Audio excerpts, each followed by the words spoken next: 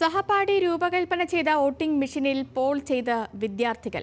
Poomala മക്ലോഡ്സ് English സ്കൂളിലാണ് വിദ്യാർത്ഥികൾ പൊതു തിരഞ്ഞെടുപ്പിന് സമാനമായി വോട്ട് ചെയ്തത്.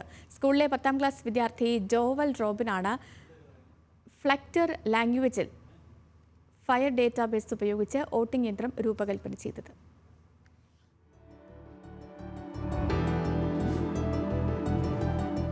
School head girl, head boy, speaker, magazine editor, arts club secretary, sports captain എന്നീ പൊതുവിഭാഗങ്ങളിലും ക്ലാസ് പ്രതിനിധികൾ, ഹൗസ് ക്യാപ്റ്റനുകൾ എന്നീ വിഭാഗങ്ങളിലുമാണ് ഇലക്ഷൻ നടക്കുന്നത്.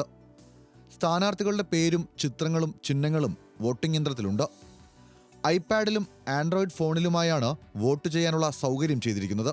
തുടർന്ന് പൊതുതെരഞ്ഞെടുപ്പിലെ പോലെ ഫസ്റ്റ്, സെക്കൻഡ് പോളിംഗ് ഓഫീസേഴ്സ് എന്നിവരുടെ സമീപത്തെത്തി ഒപ്പിട്ടും വിരലിൽ മഷിപുരട്ടിയും പ്രിസൈഡിംഗ് ഓഫീസറുടെ സമീപത്തെത്തും. തുടർന്നാണ് വോട്ട് രേഖപ്പെടുത്താനായി വിദ്യാർത്ഥികൾക്ക് പ്രത്യേകം സജ്ജീകരിച്ച സ്ഥലത്തെത്തി EVMൽ വോട്ട് ചെയ്യുന്നത്.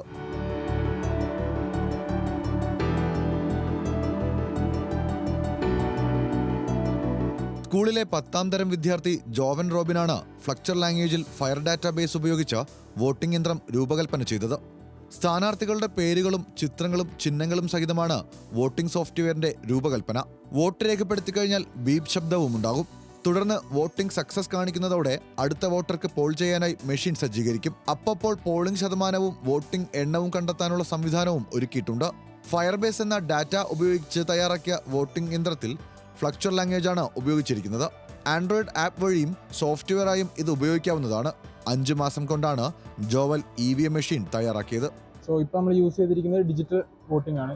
ഇപ്പോൾ ഓരോ ആൾക്കും ഓരോ വോട്ട് തന്നെ കൊടുത്ത് അഷ്യൂർ ചെയ്യാന്നുള്ളതാണ്. വേറെ എന്താ പറയുക, നമുക്ക് ഒരാൾക്ക് തന്നെ 2 വോട്ട് ചെയ്യാനും കഴിയില്ല. അതേപോലെ തന്നെ പേപ്പർ വോട്ടിങ്സ് ഇപ്പോൾ മാറി ഡിജിറ്റലാക്കിയിട്ടുണ്ട്.